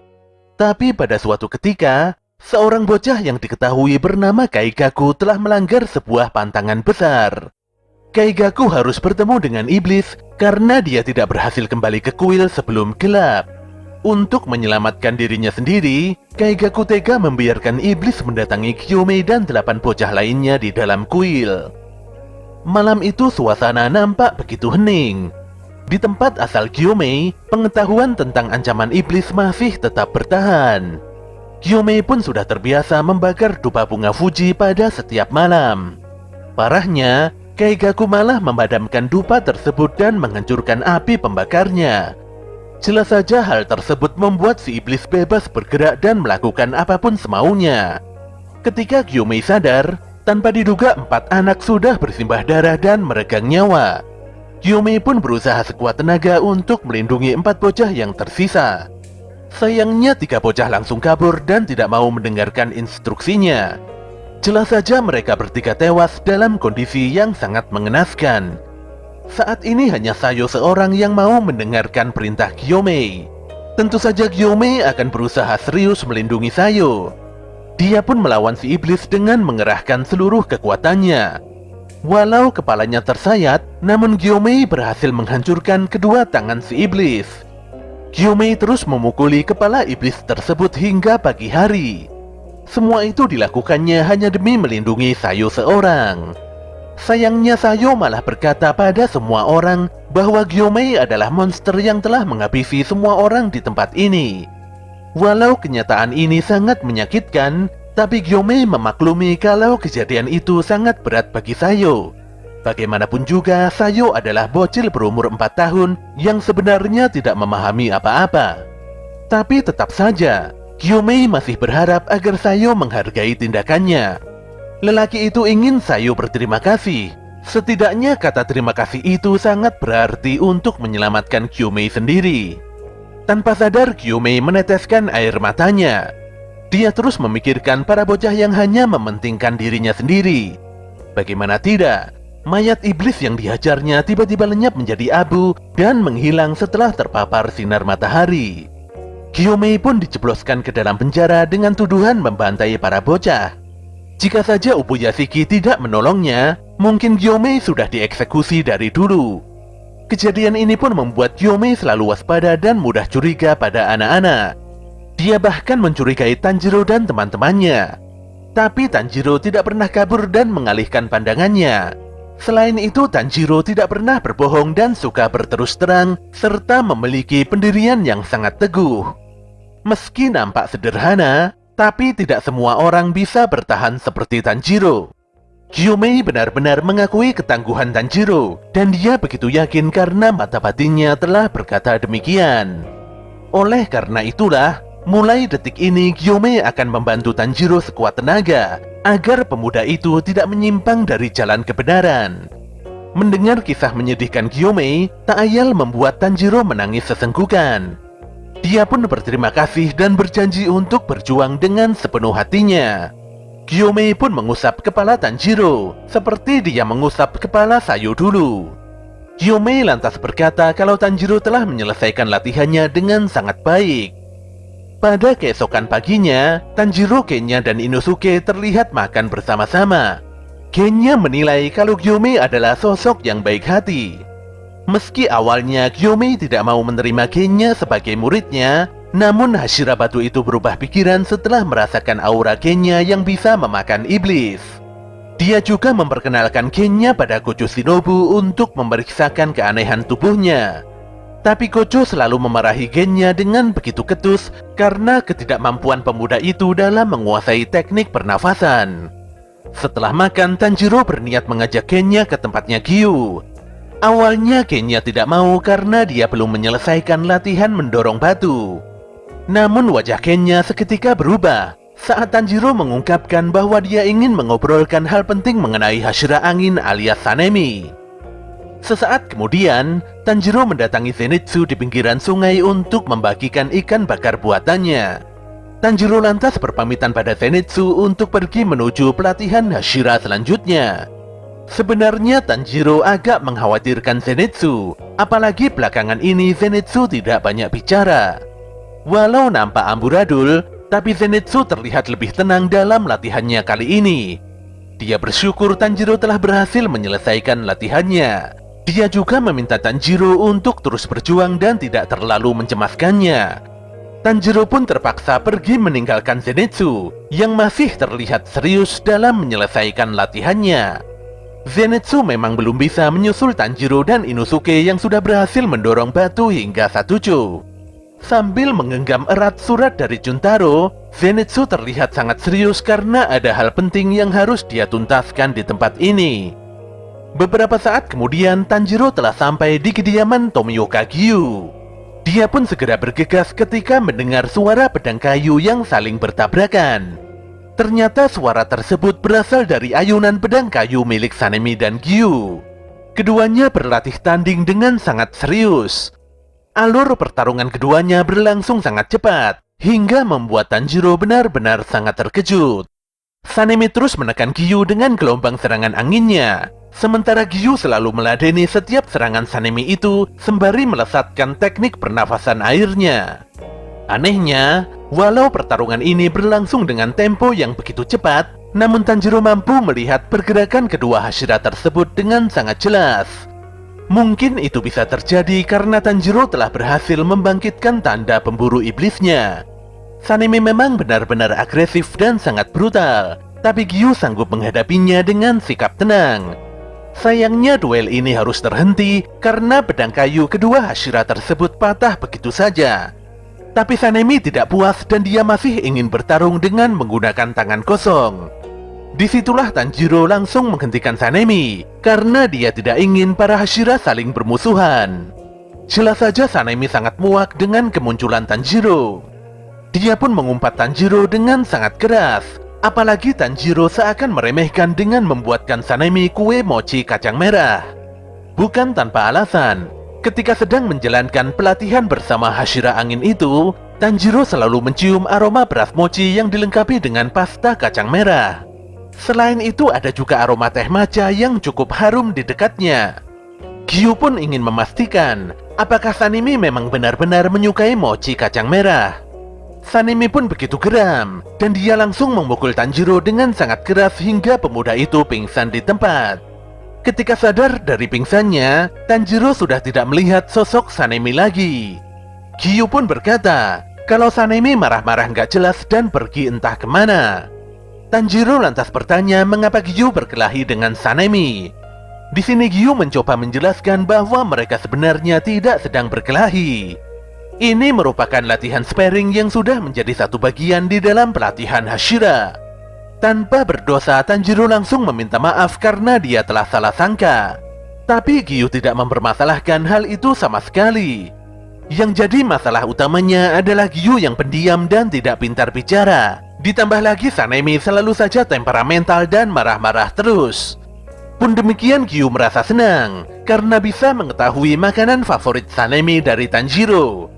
Mulai detik ini, dia akan menaruh mochi kacang merah di bajunya dan memberikan kue tersebut setiap kali bertemu Sanemi.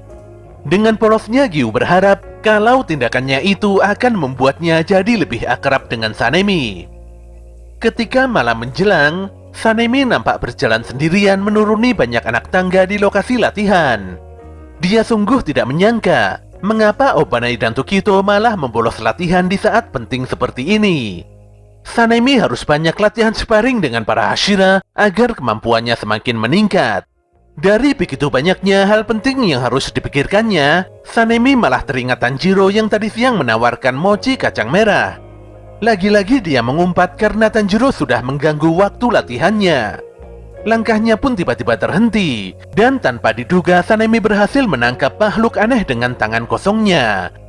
Ternyata makhluk tersebut adalah salah satu bola mata Nakime. Bola mata itu pun langsung hancur menjadi abu dan hilang diterpa angin. Walau awalnya Sanemi tidak mengetahui dengan pasti apa sebenarnya sosok itu, Tapi pada akhirnya dia sadar kalau selama ini ada iblis penyusup yang memantau setiap pergerakan para pemburu iblis dengan leluasa. Parahnya, iblis yang dimaksud itu adalah Kibutsuji Muzan. Di malam yang sangat sunyi itu, Muzan berjalan tenang memasuki kediaman Kagaya Ubuyashiki. Pelan tapi pasti, sosok Raja Iblis tersebut nampak terus melangkahkan kakinya memasuki gerbang rumah yang begitu besar. Pada akhirnya Muzan berhasil menyingkap tabir yang selama ini membuatnya kesulitan menemukan markas pemburu iblis. Dia pun tiba di hadapan Ubuyashiki, di mana hingga saat ini pemimpin tertinggi pasukan pemburu iblis itu masih terbaring lemah ditemani istrinya. Muzan pun tersenyum melihat Kagaya Ubuyashiki yang terbaring lemah tidak berdaya. Namun demikian Ubuyashiki malah tenang setelah memastikan bahwa sosok di hadapannya itu benar-benar Kibutsuji Muzan, iblis terkutuk yang selama 1000 tahun ini dikejar-kejar oleh keluarganya beserta pasukan pemburu iblis. Ubuyashiki pun bertanya pada Amane tentang bagaimanakah rupa Muzan yang sebenarnya. Amane lantas menjawab bahwa Muzan terlihat seperti lelaki berusia 25-30 tahun. Tapi matanya berwarna belum tua dan pupil matanya pipih menyerupai mata kucing. Setelah mengetahui ciri-ciri Muzan, Ubuyashiki lantas berkata bahwa dia sudah menduga kedatangan Raja Iblis tersebut. Ubuyashiki yakin kalau Muzan sangat marah padanya. Jadi tidak heran jika Muzan berniat memusnahkan Ubuyashiki secara personal. Muzan pun sangat kecewa dengan Ubuyashiki. Apalagi kepala keluarga yang selalu mengganggunya selama 1000 tahun itu kini dalam keadaan jelek dan menyedihkan. Muzan menilai kalau Ubuyashiki hanya tinggal menunggu ajal saja. Ubuyashiki pun tidak menyangkal pernyataan Muzan, di mana setengah tahun yang lalu ada dokter yang bilang bahwa Ubuyashiki akan meninggal dunia dalam beberapa hari lagi. Meski muntah-muntah darah, tapi Ubuyashiki masih bisa bertahan hidup hingga saat ini. Sang dokter pun jadi bingung dan kehilangan kata-kata. Semua itu bisa terjadi karena Ubuyashiki memiliki tekad yang sangat luar biasa untuk mengalahkan Muzan. Ubuyashiki lantas melanjutkan bahwa dia memiliki garis keturunan yang sama dengan Muzan. Tapi hubungan darah ini terasa begitu jauh karena Muzan terlahir 1000 tahun yang lalu.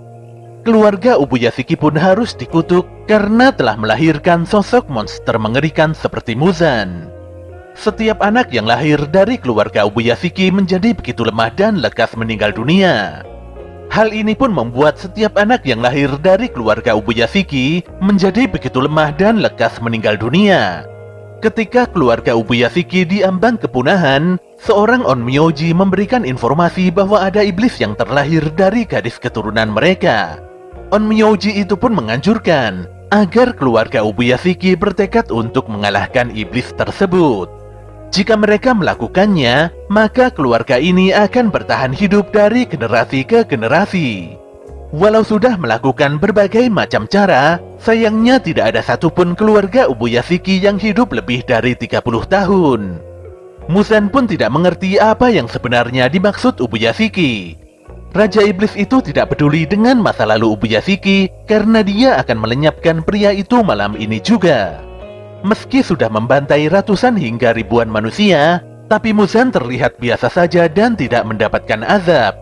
Oleh karena itulah Muzan menilai kalau semua perkataan Ubuyashiki tadi tidak ada korelasi dengannya. Tapi Muzan merasa aneh ketika Ubuyashiki bertanya mengenai apa impiannya selama 1000 tahun terakhir ini. Meskipun saat ini Muzan berada di depan musuh terbesarnya, tapi dia tidak merasakan kebencian sama sekali. Dia lantas berpaling pada dua bocah yang nampak asyik bermain bola temari di sebelahnya. Raja Iblis itu pun merasakan nostalgia dan kelegaan yang begitu aneh. Bagaimana tidak, di tempat ini hanya terdapat 4 orang saja, yaitu Ubuyashiki, Amane, dan kedua anak mereka. Tidak ada satupun penjaga sama sekali. Ubuyashiki menilai kalau Muzan sangat mendambakan keabadian. Muzan pun membenarkan hal itu, apalagi sebentar lagi mimpinya akan menjadi nyata setelah dia mendapatkan Nezuko. Tapi Ubuyashiki tidak akan membiarkan hal itu terjadi. Muzan lantas mendekati Ubuyashiki dan istrinya. Raja Iblis itu benar-benar muak mendengarkan omong kosong Ubuyashiki. Ubuyashiki memiliki pandangan lain tentang arti dari keabadian. Keabadian adalah perasaan manusia yang sangat kekal. Dalam 1000 tahun, pasukan pemburu iblis tidak pernah sekalipun menghilang. Banyak pasukan pemburu iblis yang bernasib buruk dan meninggal dunia, tapi mereka tidak pernah hilang. Fakta itu pun sudah membuktikan bahwa perasaan manusia memang abadi. Perasaan yang tidak bisa memaafkan seseorang yang telah merenggut nyawa dari keluarga atau orang terkasih juga merupakan suatu keabadian. Ubuyashiki menegaskan bahwa tidak ada satupun orang yang akan memaafkan kejahatan Muzan dalam 1000 tahun ini. Selain itu, Muzan telah menginjak ekor harimau dan memancing kemarahan naga berkali-kali. Si Raja Iblis sudah membangunkan harimau dan naga buas yang seharusnya tertidur. Para pemburu iblis selalu menatap Muzan dan tidak akan membiarkannya kabur lagi. Pasukan pemburu iblis tidak akan terpengaruh sedikit pun, meskipun Muzan melenyapkan Ubuyashiki di tempat ini. Bagaimanapun juga, Muzan tidak akan pernah mengerti tentang ikatan dan perasaan manusia yang sebenarnya. Ubuyashiki menilai kalau dirinya tidak terlalu penting bagi pasukan pemburu iblis. Tapi kematiannya bukan tidak ada artinya. Apalagi dia sangat beruntung karena para Hashira sangat menghormatinya. Dengan kata lain, jika Ubuyashiki meninggal dunia, maka semangat pasukan pemburu iblis akan meningkat berkali-kali lipat dari sebelumnya. Ubuyashiki sungguh tidak menduga kalau Muzan akan mendengarkan seluruh ucapan terakhirnya. Dia pun berterima kasih pada Muzan, walau Raja Iblis itu sudah mengancamnya dengan cakar-cakar tajamnya. Detik itu juga, para Hashira mendapatkan panggilan darurat dari Kakak Kasugai bahwa kediaman Kagaya Ubuyashiki tengah diserang. Jelas saja para Hashira itu benar-benar sangat tertekan. Mereka semua berlari secepat kilat karena nyawa Ubuyashiki sedang dipertaruhkan. Shin pun kembali beberapa waktu yang lalu, di mana kala itu para Hashira sedang berkumpul. Sanemi berpikir kalau seharusnya Ubuyashiki dijaga oleh 2 orang Hashira. Tapi Gyomei menolak ide itu karena Ubuyashiki memang tidak mau. Ubuyashiki menganggap bahwa para Hashira adalah kekuatan utama pasukan pemburu iblis. Sebagai seorang pemimpin, Ubuyashiki tidak ingin memanfaatkan kekuatan spesial itu untuk kepentingan dirinya sendiri. Selain itu, sudah sejak dari dulu para pemimpin klan Ubuyashiki memang tidak memiliki satupun pengawal. Sifat Ubuyashiki yang bijaksana inilah yang membuat para Hashira sangat terpukul. Semuanya ingin berjuang sekuat tenaga dan memberikan hasil terbaik demi tuan besar mereka. Sayangnya mereka semua tidak sempat melakukan hal itu, karena kediaman Ubuyashiki tiba-tiba meledak dengan begitu dahsyat. Dalam sekejap mata, seluruh bangunan itu langsung dilahap api dan hancur berkeping-keping. Dari kejauhan, asap si jago merah terlihat membumbung tinggi ke atas langit. Jelas saja para Hashira terlihat sangat amat terperanjat. Tanjiro sendiri tidak bisa menutupi kegundahannya. Penciumannya yang tajam telah memastikan bahwa di balik kecelakaan itu terdapat bau busuk dari darah dan daging yang terbakar hebat. Tubuh Muzan nampak hancur berantakan dan terhempas ke tanah. Sembari memulihkan diri, Muzan benar-benar sangat marah dan mengutuk tindakan Ubuyashiki. Di balik senyuman manis itu, Ubuyashiki meledakkan dirinya beserta seluruh keluarganya. Muzan sungguh tidak menyangka kalau Ubuyashiki sudah melakukan tindakan senekat ini demi mengalahkannya. Regenerasi Muzan nampak melambat karena ada campuran serbuk tanaman khusus di dalam peledak sebelumnya. Muzan pun sadar bahwa ini dilakukan Ubuyashiki untuk melemahkan kekuatannya selama mungkin. Raja Iblis ini pun sangat waspada karena dia yakin kalau masih ada serangan lain yang disembunyikan Ubuyashiki. Muzan mampu merasakan hawa keberadaan manusia yang berkumpul. Dia pun menduga kalau mungkin para manusia itu adalah Hashira. Tapi instingnya berkata lain, dan ini merupakan sesuatu yang sangat berbeda. Ubuyashiki sengaja menjadikan dirinya umpan untuk menghancurkan Muzan. Kemarahan dan kebencian Ubuyashiki pada Muzan sebenarnya memang sangat besar. Walau cukup panik, tapi Muzan berusaha menenangkan diri dan fokus meregenerasi tubuhnya.